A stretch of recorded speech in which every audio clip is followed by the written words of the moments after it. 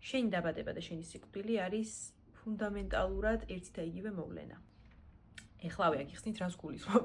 ქმედება იგივეა ფუნდამენტალურად, რაც შედეგი.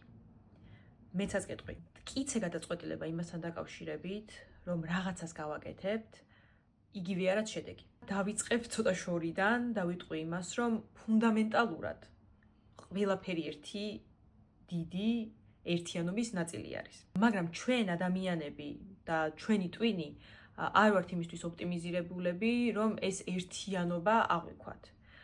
იმიტომ რომ თვითგადარჩენისთვის ესე არის ოპტიმალური. ანუ ჩვენი ტვინი იღებს ამ დიდ კონცეფციებს, ანაწევრებს პატარა, უფრო მარტივად აღქმად ნაწილებად და სხვადასხვა სახელებს არქმევს. იმისთვის, რომ ძალიან კოლოსალური რაოდენობის და სიდიდის ინფორმაციასთან არ მოუწიოს შეჭიდება. გვავიწყდება, რომ რეალურად ჩვენს და ყველაფერი ჩვენს გარშემო, რასაც ვხედავთ და რასაც არ ვხედავთ, არის ერთი კონკრეტული ერთიანობის ნაწილი. მაგრამ იცით სად არ ვკარგავთ ჩვენ ამ ერთიანობის აღქმას?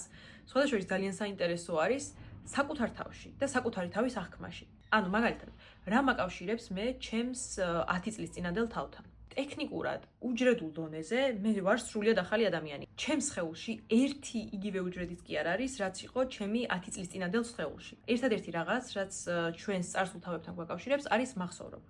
მაგრამ საკუთარი თავის აღქმა იშვიათი შემთხვევა არის, როდესაც დროში ესეთ განგრძობით რაღაცას ერთიანად აღვიქვავთ. და ეხლა შედეგს და ქმედებას რომ მივუბრუნდეთ, მოკლედ აი სპირიტუალიზმის და მანიფესტაციის გურუები ხშირად გვეუბნებიან, რომ რაღაცაზე უნდა გავიფიქროთ და დავიჯეროთ 100%-ით, რომ ეს რაღაცა, ჩვენი სურვილი, ჩვენი მიმართულებით მოდის უკვე ველოდებით.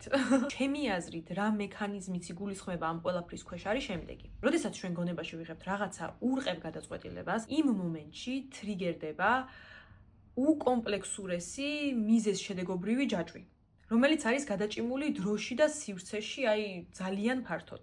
და საერთოდ არ არის გასაკვირი, რომ ჩვენი ტვინი ამას ერთმთლიან იუნიტად და ერთიანობად ვერ აღიქვავს. მაგრამ აი იმ ურყევი გადაწყვეტილების გარეშე არ იქნებოდა შედეგიც. იმიტომ რომ ეს ორი რაღაცა ფუნდამენტალურად ერთი და იგივე პროცესი არის.